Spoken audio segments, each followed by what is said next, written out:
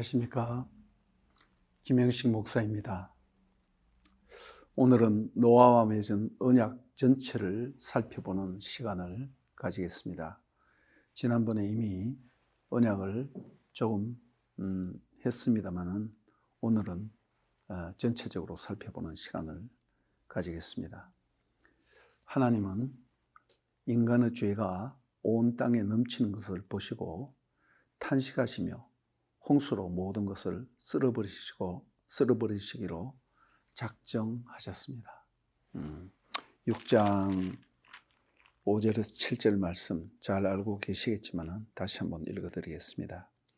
여호와께서 사람의 죄악이 세상에 가득함과 그의 마음으로 생각하는 모든 계획이 항상 악한 뿐임을 보시고 땅 위에 사람 지으셨음을 한탄하사 마음에 근심하시고 이르시되 내가 창조한 사람을 내가 지면에서 쓸어버리되 사람으로부터 가축과 기는 것과 공중의 새까지 그리하리니 이는 내가 그것들을 지었음을 한탄함이니라. 안드로포몰피즘이라고 했죠. 하나님이 사람처럼 우리가 알아듣기 쉽게 그 마음을 표현한 것입니다. 그러나 하나님은 노아를 선택하셔서 그 모든 심판 가운데 경건한 자를 남기시며 구원하셔서 그를 보존하기로 하셨습니다. 6장 13절에 하나님이 노아에게 이르시되 모든 혈육 있는 자의 포악함이 땅에 가득하므로 그 끝날이 내 앞에 이르렀으니 내가 그들을 땅과 함께 쓸어버리리라. 그러나 너는 고페르 나무로 너를 위하여 방주를 만들되 그 안에 칸들을 막고 역청을 안팎에 칠하라. 설명을 했습니다. 그리고 6장 18절에는 그러나 너와는 내가 언약을 세우리니 너는 내 아내들과 온 가족이 방주로 들어가고 방주를 만들어서 방주를 들어가서 목숨을 보존하라는 얘기죠. 이렇게 언약을 세웠습니다. 그런데 9장 8절 이하에도 보면 언약을 말씀하십니다. 하나님이 노아와 그와 함께한 아들들에게 말씀하여 이르시되 내가 내 언약을 너희와 너희 후손과 너희와 함께한 모든 생물 곧 너희와 함께한 새와 가축과 모든 생물에게 세우리니 방주에서 나온 모든 것 곧 땅의 모든 짐승에게니라. 내가 너와 언약을 세우리니 하면서 9장 하반절에는 언약을 세운다는 말이 굉장히 많이 나옵니다. 그러니까 6장 18절 홍수 시작하기 전에 방주를 만들 때 나는 너와 언약을 세웠다. 그 다음 홍수가 끝나고 난 뒤에 방주에 나와서 이제 살아야 할 때 내가 너와 언약을 세우리니 이렇게 말함으로 말미암아 홍수를 중심으로 해서 홍수 이전과 홍수 이후에 두 번 다 언약이라는 단어가 나와서 언약이라는 말씀이 나와서 수미 쌍관의 관계로 강조를 하고 있는 것을 우리가 볼 수 있습니다. 우리는 노아의 언약을 보며 하나님이 비록 죄로 말미암아 홍수로 심판을 내리셨지만 이제 노아와 이 노아는 새 아담이라고 할 수 있습니다. 새 인류의 조상이 되는 거죠. 노아와 새 창조의 언어를 쓰고 있는 것을 볼 수 있습니다. 지난 시간에도 제가 말씀을 드렸는데 여기에 나오는 많은 그 용어들이 천지 창조할 때에 창조의 용어와 겹치는 것, 흡사한 것이 많이 있다고 말씀드렸습니다. 창세기 9장 1절과 7절에 너희는 생육하고 번성하여 땅에 충만하라. 이 창세기 1장에 있는 말이죠. 9장 2절에 모든 짐승과 피조물이 너희를 두려워하리라. 이건 뭡니까? 우리가 인간을 만들고 우리의 형상과 우리의 모양대로 사람을 만들고 그들로 하여금 우리가 만든 모든 것을 다스리게 하자. 그 말과 또 통하는 말입니다. 그러나 또 규제 사항도 있는데 이제는 인간이 죄로 말미암아 죄를 지은 상태에서 이 컨트롤이 잘 안 되는 거예요. 그래서 생명이 되는 핏째는 먹지 말라. 이제 짐승을 고기를 먹을 수 있는데 핏째 먹지 말라는 금지를 했습니다. 그리고 만약에 사람을 죽일 때 다른 사람의 피를 흘리지 말라라고 금지를 하셨을 뿐만 아니라 그 이유를 왜냐하면 하나님의 형상으로 지음받았기 때문이다 라고 하면서 사형제도 피를 흘리면 반드시 너도 피를 흘리게 될 것이다. 개인이 갚는 것이 아니라 여기서 자세히 보면 사회적인 제도의 방법으로 재판을 받아서 피를 흘리는, 즉 사람을 죽인 자는 또 사람을 죽이는, 자기 자신이 죽도록 이렇게 얘기하고 있습니다. 아주 강력한 제재의 규정이 있는 것입니다. 이 사형 제도가 여기 나오는 거죠. 오늘날 휴머니즘이라는 어떤 그런 명목하에 사형 제도를 각국에서 폐지하고 그것이 하나의 흐름이 되고 있는데 성경은 이것을 반대하고 있습니다. 하나님이 왜 그래? 그렇게 잔인하냐 하는데 인간의 죄가 얼마나 심각하다는 것을 하나님은 알고 계십니다. 그 사형 제도는 성경적으로 한다면 폐지하면 안 되는 것입니다. 그 언약을 세워 다시는 마불 홍수로 심판하지 않을 것을 약속을 하고 있습니다. 이 언약, 히브리 말로는 베리트라고 하는데, 언약은 노아죠. 너와 너희 후손 땅의 피조물까지 포괄되는 것인데 이것도 창세기 1장과 비슷하죠. 그리고 언약은 이미 잠깐 말씀드린 바가 있기에 오늘은 중요한 언약적인 단어 설명을 좀 짧게 정리하는 것으로 만족하겠습니다. 언약을 세우다, 대대로 영원히 언약을 세우다, 언약의 표 혹은 언약의 증거, 그 다음 언약을 기억한다라는 이 단어들인데 이 모든 언어들은 언약에 나오는 특징적인 언약 용어입니다. 먼저 생각할 것은 하나님이 노아와 그 후손과 짐승까지 포함해서 언약을 세운다라는 말입니다. 창세기 1장에는 언약이라는 말이 나오지 않는다고 했습니다. 창세기 6장 18절에 너와는 내가 언약을 세우리니 할 때 언약이라는 단어 자체는 창세기 6장 18절에 처음 나온다고 그랬죠. 근데 여기서 보면 언약을 처음 세울 때는 언약을 자른다. 카라트 베리트라는 단어를 쓴다고 그랬어요. 이것이 창세기 15장 18절. 하나님이 그날에 아브라함과 언약을 세웠다. 언약을 잘랐다. 이렇게 표현하고 있습니다. 그 다음 이미 세운 언약을 새롭게 하거나 언약을 갱신할 때 이때 사용하는 용어가 헤킴이라는 단어입니다. 이거는 가다, 오다, 세우다 라는 그런 단어인데 원형은 쿰입니다. 여기서 나온 필령 헤킴 베리트 할 때는 언약을 세우다 할 때 이미 있는 언약을 강화하는 그런 의미가 많이 포함되어 있습니다.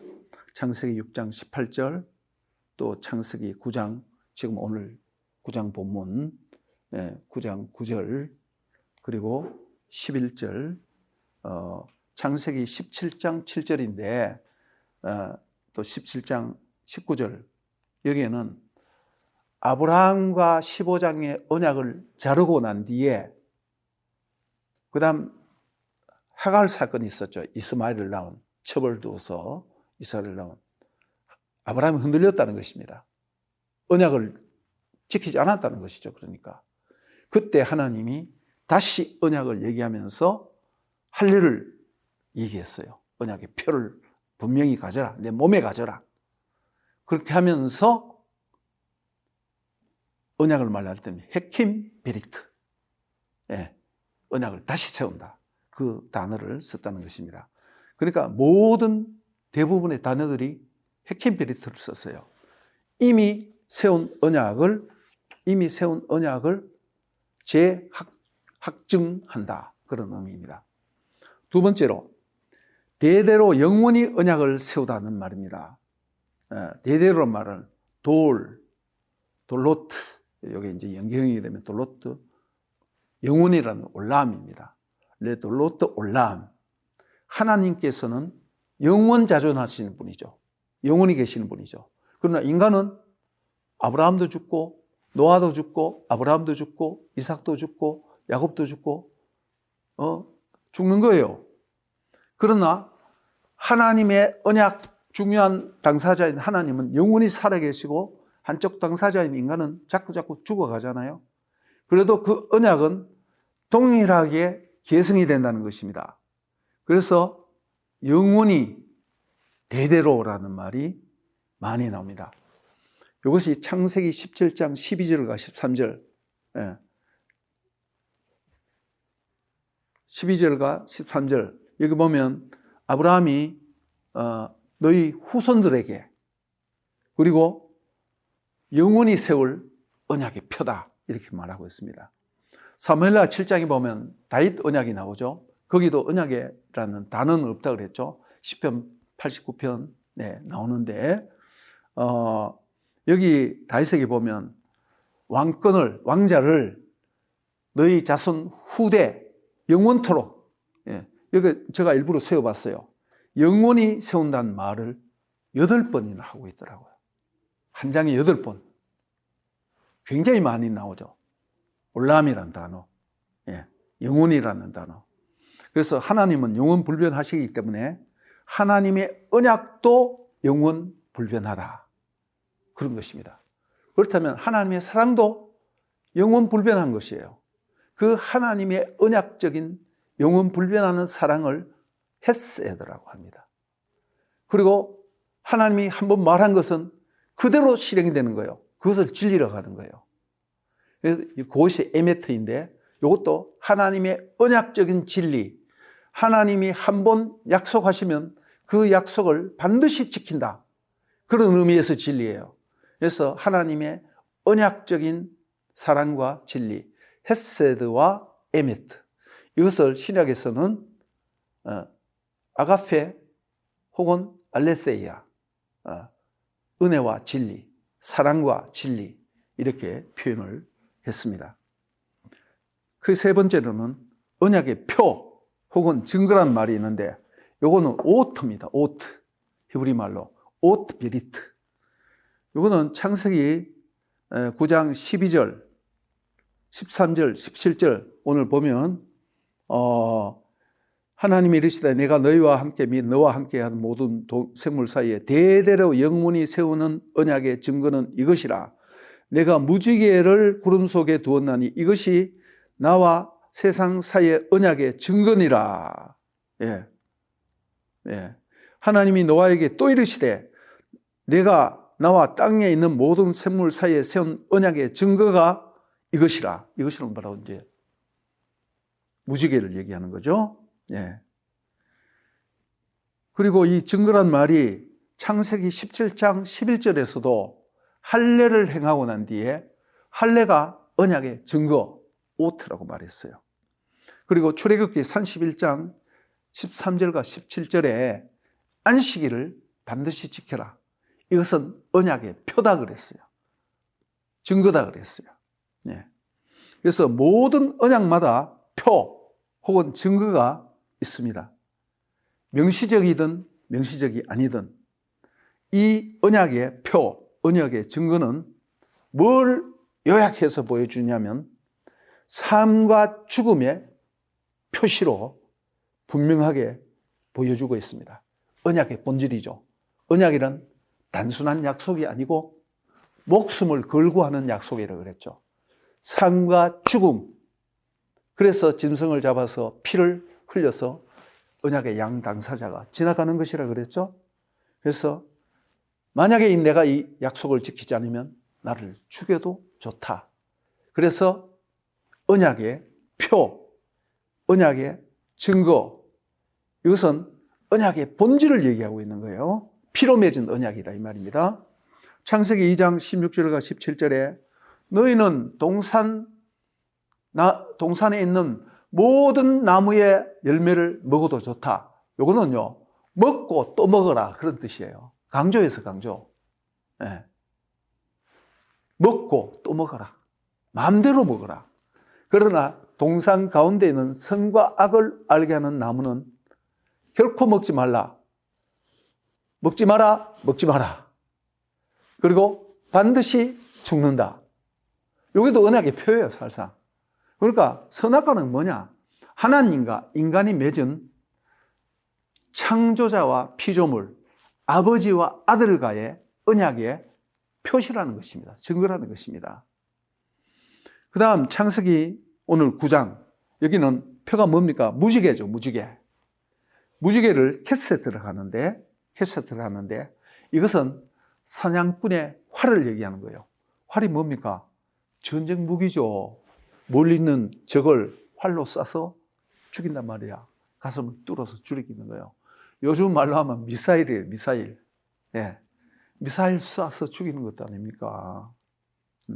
하나님께서는 하나님의 무지개, 사냥꾼의 무기를, 사냥꾼이 전쟁이 항상 무기는 가장 가까이서 딱 일어서면 손에 잡힐 정도로 가까이 있는 곳에 칼이나 활을 둔단 말입니다. 활은 벽에 걸어 놓죠.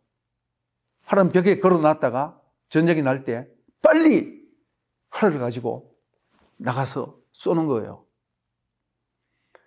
마찬가지로 사냥꾼이 그렇게 함으로 또 전쟁이 딱 끝나서 승리를 하고 딱 끝났으면 평화가 오면 활을 다시 벽에 걸어 놓는 거예요.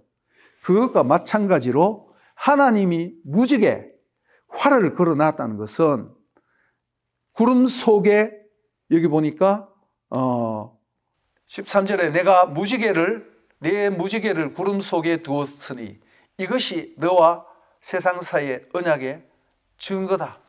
무지개를 어디에? 구름 속에. 공창에 있는 구름 속에. 그래서 하나님이 활을 공창에 있는 구름 속에 걸어놨다는 뜻입니다. 걸어놨다.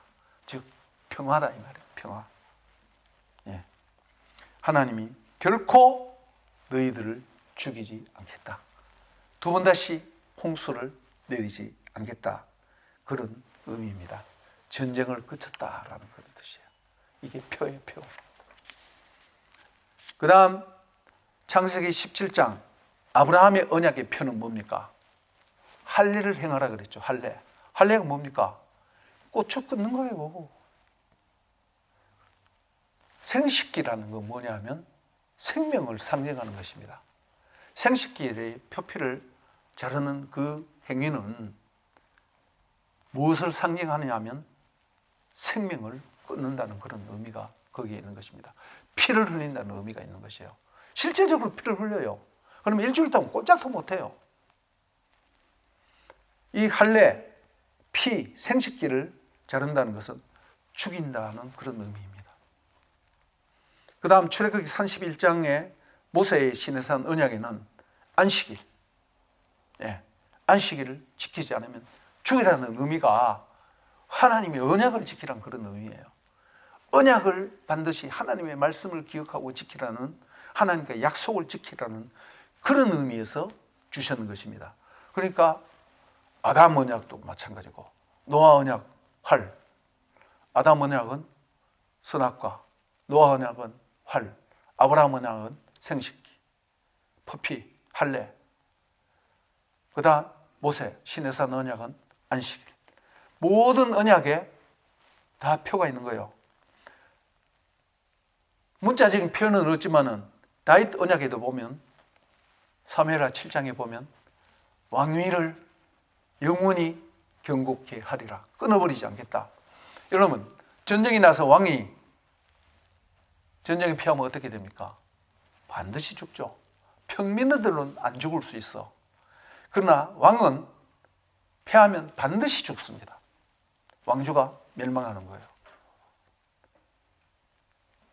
내 보좌를 영원히 주리라, 자손 대대로 주리라 말은 바로 그런 의미가 거기에 내포되어 있다는 것입니다. 하나님은 노아에게 무지개 활을 벽에 걸어 넣으셔서 이제 더 이상 심판하지 않고 샬롬 평안을 주시겠다는 것입니다. 그 다음 네 번째, 언약을 기억하다. 이 말은 결코 잊지 않는다는, 영원히 기억한다는 하나님의 약속이기도 합니다. 창세기 9장 15절에서 16절, 15절에서 16절 한번 보겠습니다. 내가 나와 및 육체를 가진 모든 생물 사이에 내 언약을 기억하리니. 16절, 무지개가 구름 사이에 있으리니 내가 보고 하나님과 모든 육체를 가진 땅의 모든 생물 사이에 영원한 언약을 기억하리라. 그리고 아까 8장 1절 읽었죠. 하나님이 노아와 방주에 있는 모든 짐승과 가축을 기억하사, 이것이 중심이라고 했죠. 이것을 중심으로 해서 홍수, 그 다음 홍수 물이 잦았던 것, 이런 식으로 표현을 했습니다. 그 다음 출애굽기 2장 24절 이미 한번 인용한 적이 있는데, 하나님이 이스라엘 백성들의 고통 소리를 들으시고 그 언약을 기억하셨더라. 아브라함과 이삭과 야곱과 맺은 언약을 기억하시고. 너무나 자주 나오는 이 언약 용어들입니다. 이상 이 용어들을 살펴봄으로 말미암아 언약이 어떠한 것인가, 왜 반드시 언약을 어기면 죽어야만 하는가, 이것은 연결되어서 왜 하나님의 아들이 십자가에서 못 박혀 죽었는가, 예수의 죽음은 단순한 죽음이 아니라 하나님의 언약적인 죽음입니다. 우리가 언약을 깨뜨렸기 때문에 내가 죽어야만 하는 거죠. 그런데 하나님이 나를 대신해서 언약을 지키시고 죽었다는 것입니다.